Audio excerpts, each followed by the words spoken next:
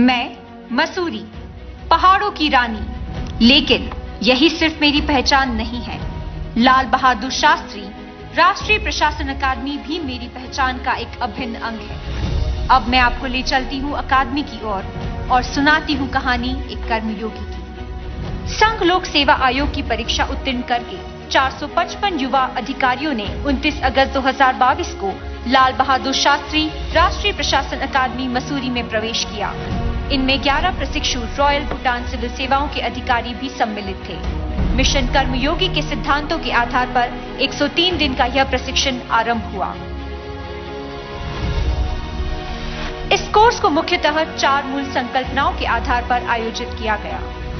पहली संकल्पना थी प्रशिक्षुओं को नागरिक से एक सिविल सेवक में रूपांतरित करना। प्रशिक्षण का उद्देश्य था सभी सेवाओं के अधिकारियों को ऐसी फाउंडेशन स्किल्स प्रदान करना जो उनके कार्यकाल में देश की सेवा में काम आए। लोक सेवा क्या है? लोक सेवा जनहित और परहित की भावना है।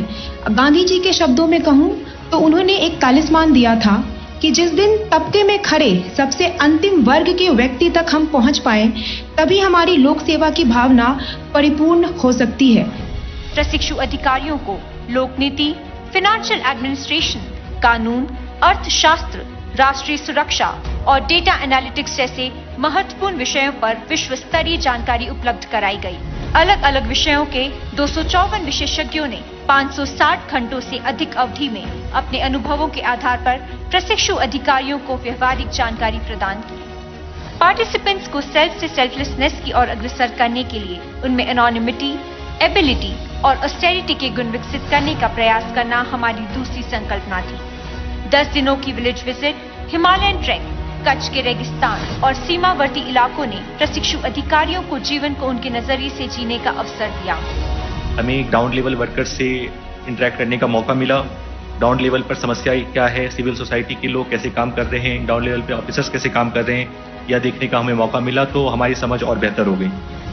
पार्टिसिपेंट्स को सिटीजन सेंट्रिक बनाने के मकसद से सबका विकास कार्यक्रम में पद्मा अवार्डी से संवाद, SSG मेला, निकटवर्ती गांवों में आयुर्वेद कैंप, ब्लड डोनेशन जैसी गतिविधियों के जरिए प्रतिभागियों को निस्वार्थ भाव से कार्य करने के लिए तैयार किया गया।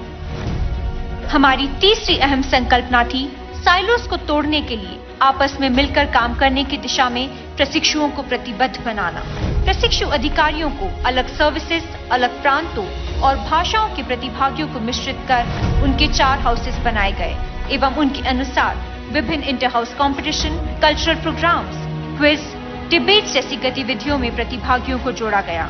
सिविल मिलिट्री सामंजस्य को मजबूत करने के लिए इंडियन मिलिट्री एकेडमी के साथ एग्जीबिशन मैचेस का आयोजन किया गया। इंडिया डे के माध्यम से एक भारत श्रेष्ठ भारत का संदेश दिया गया। कोर्स की चौथी संकल्पना थी थिंक ग्लोबल, एक्ट लोकल। व्यापक सोच के साथ देश को प्रगति के मार्ग पर अग्रसर करने के लिए तैयार करना हमारा ध्येय रहा। आरंभ 4.0 कार्यक्रम के दौरान विश्व स्तरीय विशेषज्ञों के ग्लोबल एक्सपीरियंसेस से सीख लेकर देश की समस्याओं को बेहतर ढंग से समझने की कोशिश की गई। वर्ल्ड बैंक, IMF और CMU जैसे प्रतिष्ठित संस्थानों के साथ जोड़कर पार्टिसिपेंट्स का अंतर्राष्ट्रीय मानकों पर सर्टिफिकेशन करवाया गया। माननीय प्रधानमंत्री जी से प्रेरणा लेकर अकादमी ने हेल्थ से आगे बढ़कर हर एक प्रशिक्षु की फिटनेस पर जोर दिया और सेल्फ गाइडेड लर्निंग पाथवे को फॉलो करने के लिए प्रेरित किया। राष्ट्रीय एकता दिवस की पूर्व संध्या पर सरदार पटेल की राष्ट्रीय स्मारक स्टैच्यू ऑफ यूनिटी पर 461 सिविल सर्वेंट्स ने सूर्य नमस्कार करके एक नया विश्व रिकॉर्ड स्थापित किया। 2047 तक हम सब मिल करके